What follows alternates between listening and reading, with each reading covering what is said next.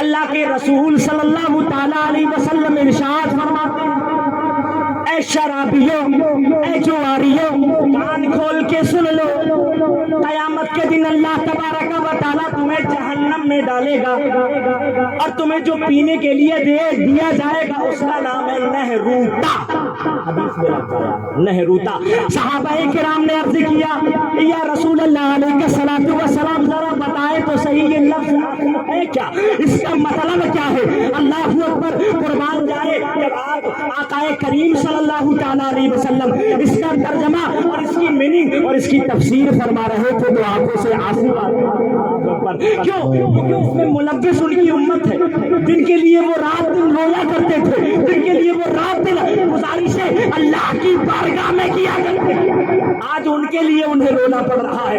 قربان جائے، اللہ کے رسول فرماتے ہیں یہ نہروتا جو ہے یہ وہ چیز ہے۔ اب آپ دیکھیں جو گناہ گار ہوتا ہے اس کو غذا بھی گناہ گاروں والی دی جاتی ہے، نہروتا۔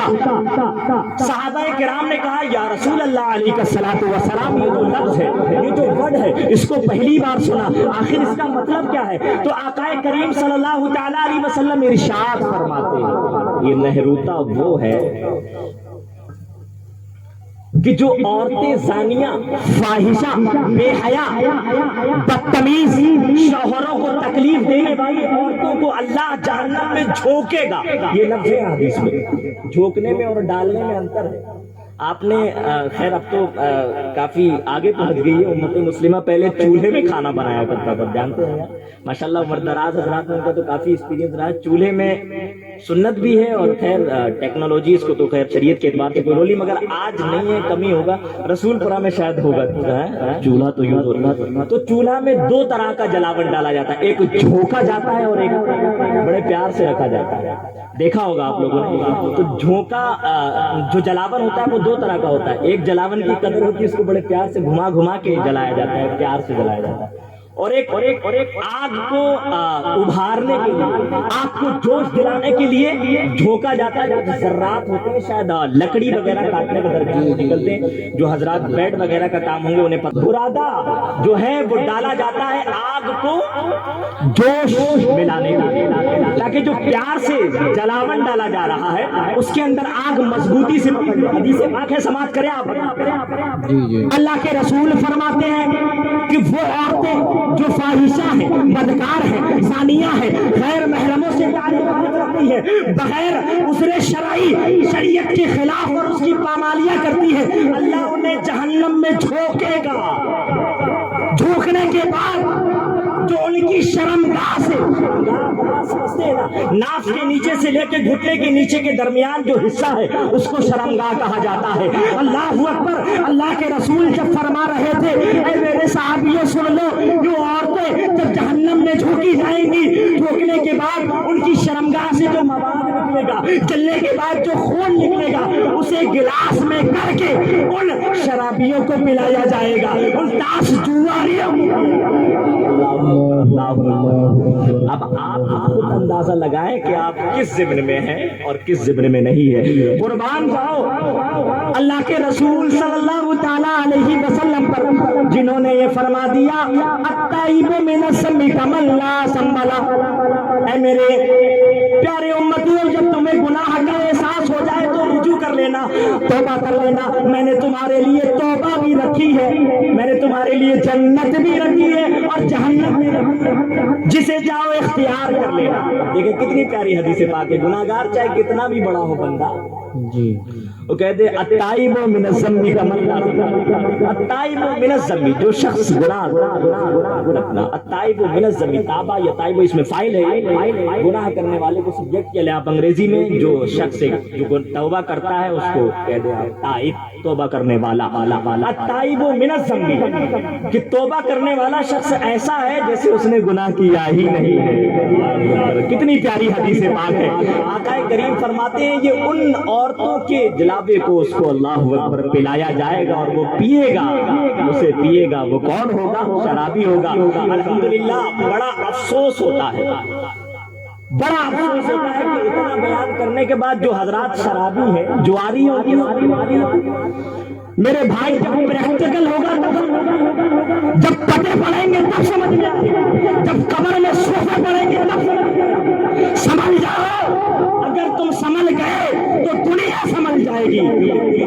دار و مدار ہم پر ہے۔ جب تک کائنات میں اللہ کہنے والا بندہ موجود ہے قیامت نہیں آ سکتی، یہ اللہ کا فرمان ہے۔ اور جہاں مطلب ان سے مراد وہی ہے جو حقیقت میں مسلمان ہے، یہ نہیں کہ بھائی نام مسلمان رکھیے اور نظر شراب کے اڈوں پہ جواری اڈا جو ہوتا ہے وہاں نظر آ رہا ہے، یہ نہیں۔ اور اگلا جو حدیث کا پہلو ہے وہ سماعت کرے۔ اللہ اکبر، بہت عبرتناک جو حدیث میں نے آپ کے سامنے پیش کری، اور اس کے بعد اس محفل میں کوئی ایسا بندہ موجود ہے تو وہ سمجھ لے کہ وہ کس زمرے میں کھڑا ہے۔ اور میں نے حکم بھی بیان کر دیا کہ اسے گھبرانے کی ضرورت نہیں ہے، اگر بات سمجھ میں آ گئی تو میرے بھائی توبہ کر لے، اللہ سے استغفار کر لے، اللہ غفور و رحیم ہے، انشاءاللہ معاف کر دے گا۔ اور اگر تو نے توبہ نہ کری تو یہ مت بھولنا اللہ قہار و جبار ہے، ان بطش ربک لشدید، اس کی پکڑ بہت مضبوط ہے، اگر پکڑ لیا کوئی مائی کا لال بچا نہیں سکتا۔ سبحان اللہ سبحان اللہ۔ اس وقت کا جو معاشرہ ہے وہ عورتوں پہ بہت زیادہ ڈپینڈ ہے۔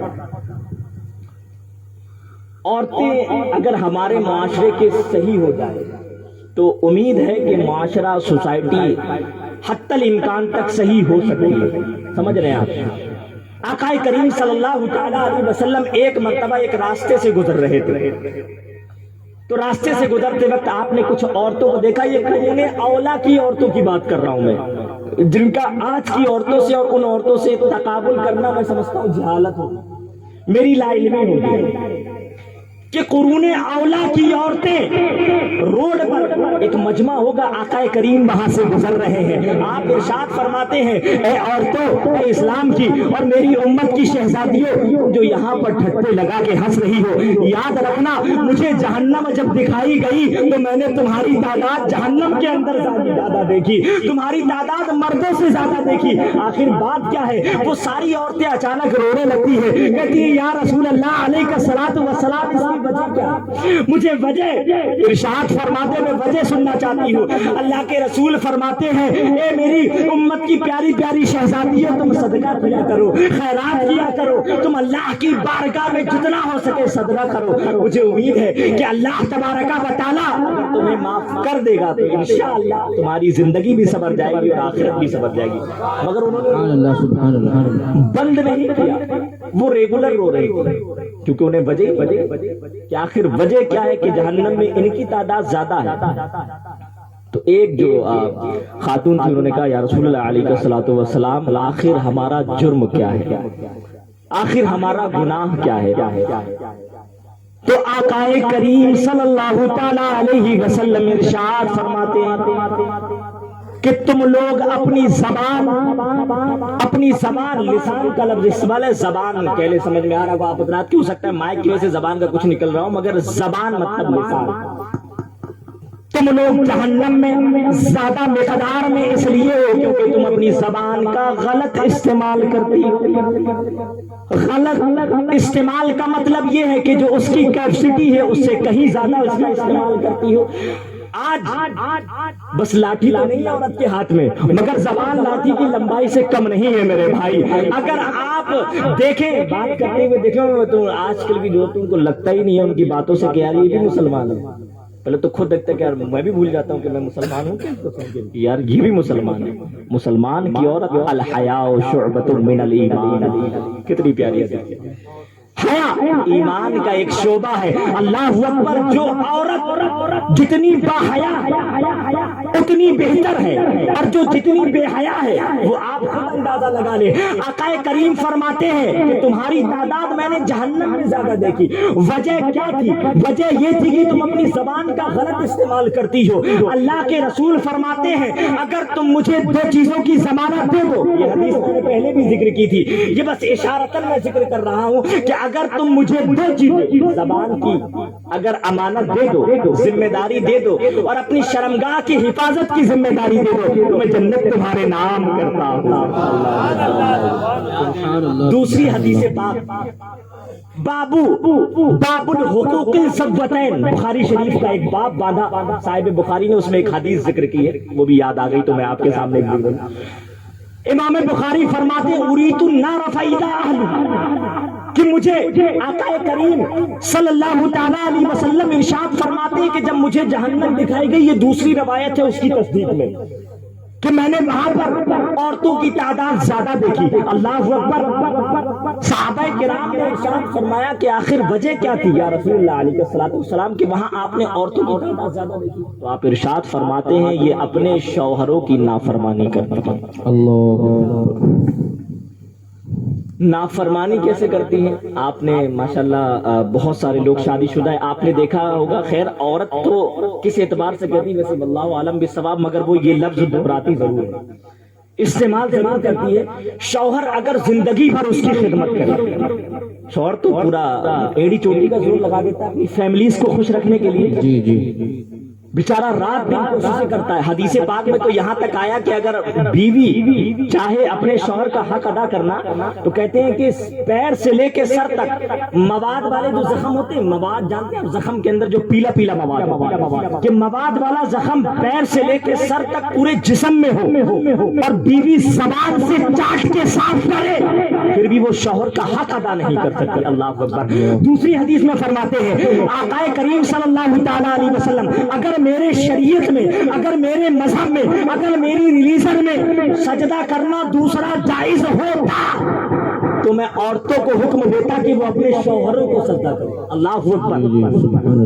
آپ سمجھائیں دین کی باتوں کی طرف دیکھیں. لا علمی کی وجہ سے یہ سب ہوتا ہے، نالج نہ ہونے کی وجہ سے. میں یہ نہیں کہتا وہ نہ سمجھے، دین کی بات نہ پہنچ رہی ہے اس وجہ سے بھی یہ ہوتا ہے. جب حضور نے یہ حدیث فرمائی تو صحابہ کرام نے کہا یا رسول اللہ علیہ الصلوۃ والسلام جہنم میں ان کی تعداد کی بڑھوتری کی وجہ کیا ہے؟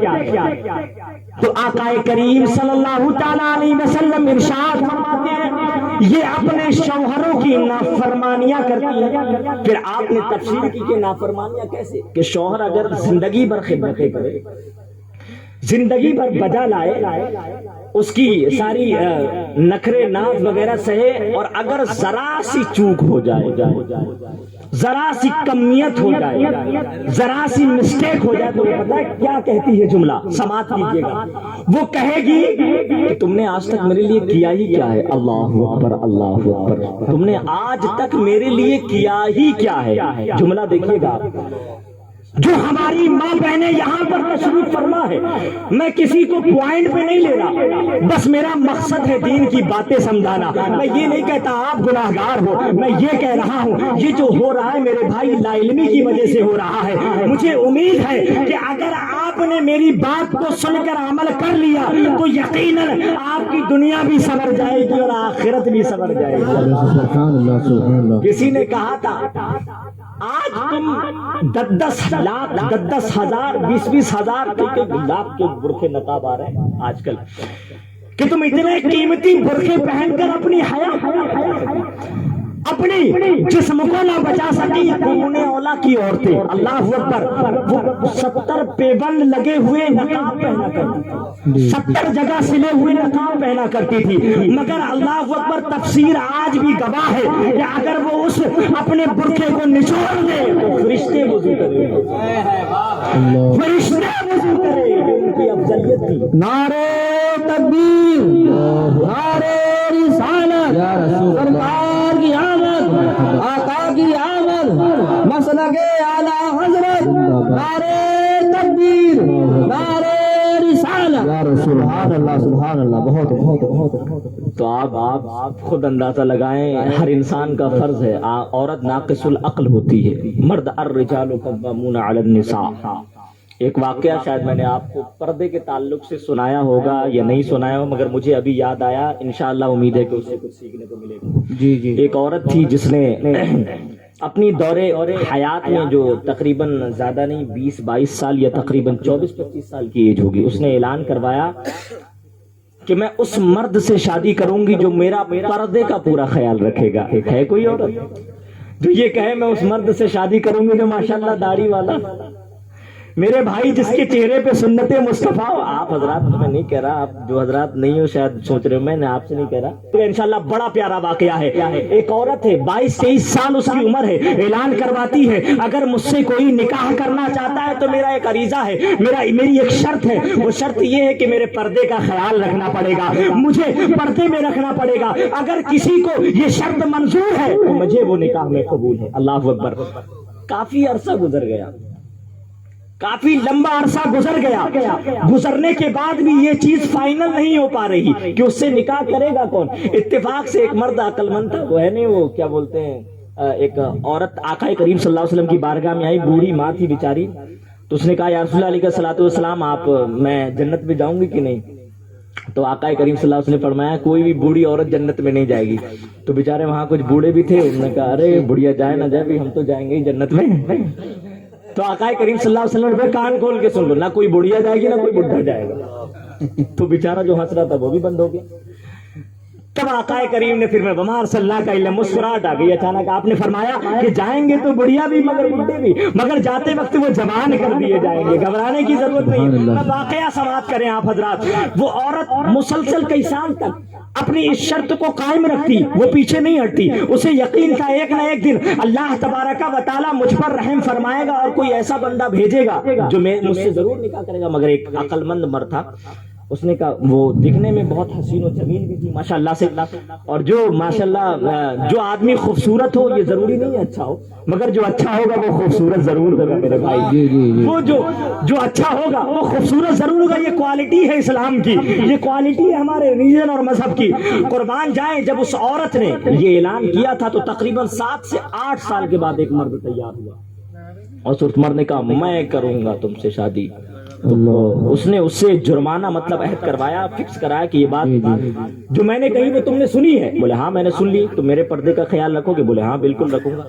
تو بولے تو ٹھیک ہے. پھر نکاح وغیرہ کی جو رسمی اور جو تقریبات تھے اس کو قائم کیا گیا اور نکاح ہو گیا. غور سے سماعت کیجیے گا, بس آخری بات ہے.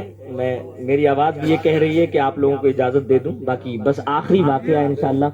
بڑا پیارا واقعہ ہے, مجھے تو بڑا پیارا لگا, اور یقین ایک عام لفظ ہے یہ, انشاءاللہ آپ کو بھی بڑا پیارا لگے گا اور کچھ سیکھ کے جائیے گا اس واقعے سے. اور یہ ہر باپ کے لیے, مرد ہے تو ایک نہ ایک دن باپ بنے گا, یہ ہر اس باپ کے لیے اور ہر اس ماں کے لیے, ہر ایک شخص کے لیے. درود پاک پڑھے, اللہم صلی علی سیدنا و شفیعنا و مولانا محمد وعلی آل سیدنا و مولانا محمد وبارک وسلم. صلو علی یا رسول اللہ. اللہم صلی علی سیدنا و شفیعنا و مولانا محمد وبارک. میں واقعہ ذکر کر رہا تھا, لوگوں کا کہنا ہے کہ اور بولے, مگر ڈرے نہیں آپ حضرات, انشاءاللہ میں مختصر کرنے کی کوشش کروں گا. کہ جب اس نے یہ اعلان کرایا, اعلان کرانے کے بعد ایک شخص حاضر ہوا, کہتا ہے میں تمہارے ان ساری شرطوں کو ماننے کے لیے تیار ہوں. تو اس نے کہا ٹھیک ہے. پھر نکاح ہوا, تقریبات ہوئی, جو بھی اس کے سسٹم ہوتے ہیں وہ سارے ہو گئے, نکاح ہو گیا. وہ لے کے اسے اپنے گھر گیا. گھر لے جانے کے بعد 1 سال گزرا اور ایک بچہ پیدا ہوا, لڑکا پیدا ہونے کے بعد اس کی عمر تھوڑی سی ڈھلی, مطلب تھوڑا وہ عمر دراز ہوا. عمر دراز ہونے کے بعد وہ بیچارہ کسان تھا, کھیت میں کام کرنے جایا کرتا تھا. تو وہ کھیت میں کام کرنے جایا کرتا تھا. تو اس نے کہا کہ میں یہ چاہتا ہوں کہ میرے لیے تم کھانا کھیت پہ لے آیا کرو, اور جب میں کھا لوں تو واپس لے آیا کرو. تو نے کہا بالکل. بیوی تھی اور عبادت گزار تھی, تو شوہر کی تو بات تو لامحالہ مانے گی. تو اس نے کہا ٹھیک ہے. جب اس نے یہ بات کہی تو وہ دوپہر کا کھانا لے کے جایا کرتی تھی, اور شام تک تو وہ واپس آیا ہی جاتا تھا کھیت سے. تو وہ کھانا لے کے جاتی تھی, اور کھانا لے جانے کے بعد اس کو کھلاتی تھی, اور واپس اپنے گھر آ جاتی تھی. تھوڑا وقفہ اور گزرا اور دوسری اولاد پیدا ہوئی, دوسرا بھی لڑکا پیدا ہوا. دیکھیں جب اللہ عبرت کا نشان بنانا چاہتا ہے نا تو بنا دیتا ہے, چاہے وہ کچھ بھی دے کے بنا دے, مگر بنا دے گا. فاعتبروا یا اولی الابصار, اس پہ ہمارا عقیدہ ہے کہ جب دوسرا بیٹا پیدا ہوا, پیدا ہونے کے بعد اس نے یہ کہا کہ میری عمر, اب لامحالہ عمر جب ڈھلتی ہے تو انسان کا جو باڈی کا اسٹیمنا ہے, جو باڈی کی کیپیسٹی, وہ آٹومیٹک لو ہوتی جاتی ہے. چل آپ لوگ سب سمجھدار ہیں, جانتے ہی جب عمر دراز ہوگی, بڑھے گی, آپ کی جو باڈی کی کیپیسٹی ہے وہ کم ہوتی جائے گی. تو جو دو بیٹے کی جب پیدائش ہوئی، جب تیسرا ہوا تو اس نے کہا کہ تم کھانا لے کے آتی ہو کہ ایسا ہے کہ میری عمر زیادہ ہو گئی ہے، اب تم ایسا کیا کرو کہ میرے ساتھ تم بھی کھیت میں کام کرو تو ہیلپ بھی ہو جائے گی اور کام جلدی بھی نپٹا دیا کریں گے ہم لوگ۔ اللہ اکبر، غور سے سنیے گا، بڑا پیارا واقعہ ہے۔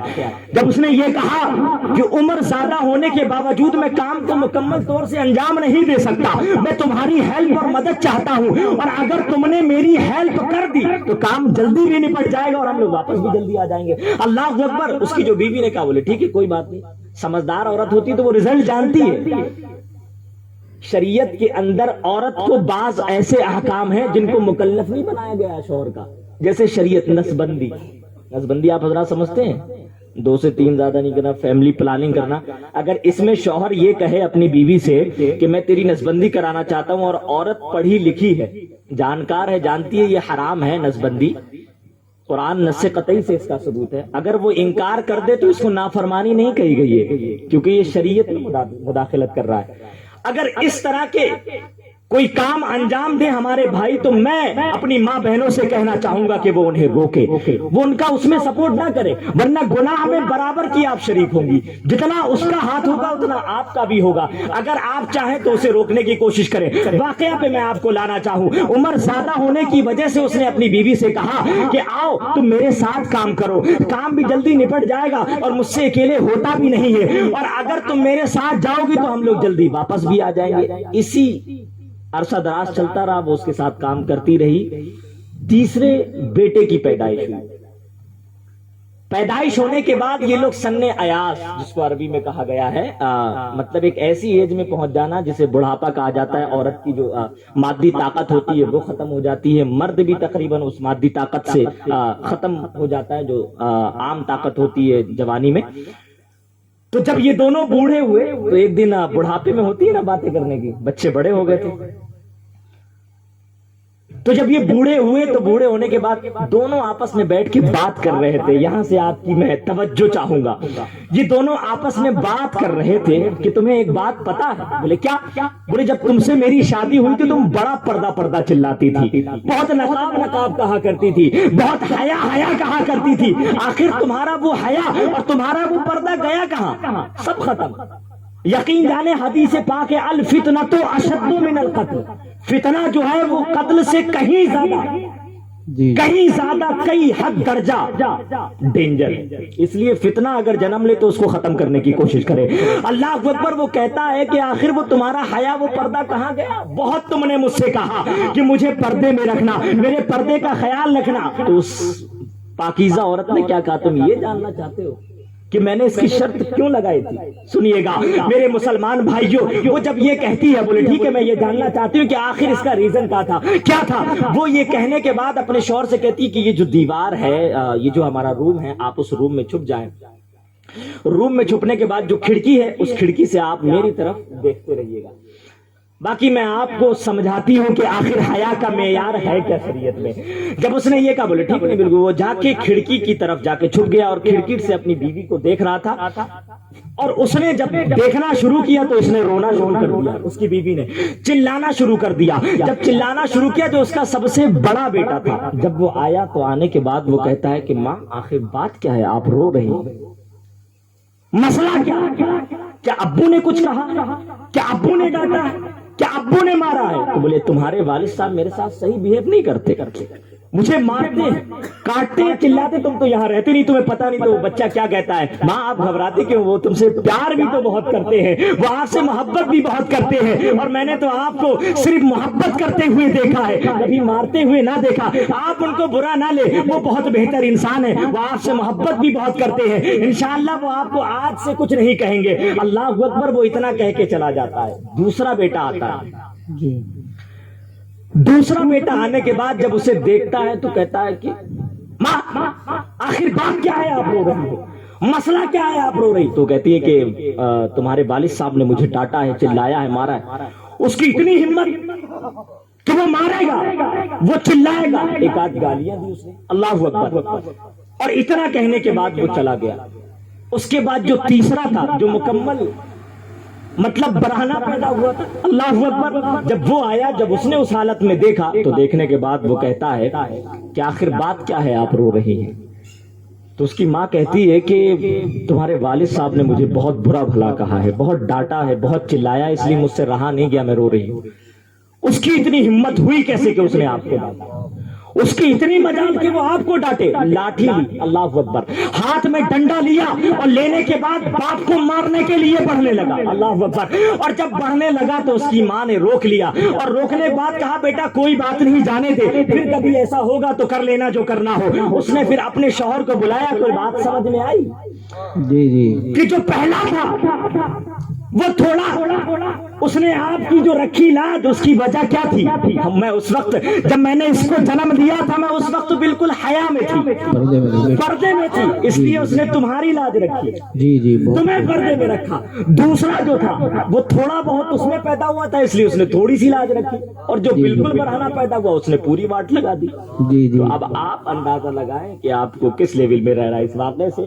شاید آپ جو باپ ہیں یا جو ماں ہیں ان کو سمجھ میں آ جائے گا، اور سیدھی سی بات ہے، جو آپ کریں گے اپنے اولادوں سے بھی وہی پائیں گے، اور جو اولادیں کریں گی وہ اپنی اولادوں سے بھی وہی پائیں گی۔ اور یقین جانیں والدین جو ہوتے ہیں ان کا جو حقوق ہے وہ بہت زیادہ ضروری ہے آپ کا جاننا۔ بس 2 جملوں میں کہہ دوں، یہ کہا گیا تھا اچانک یاد آ گیا۔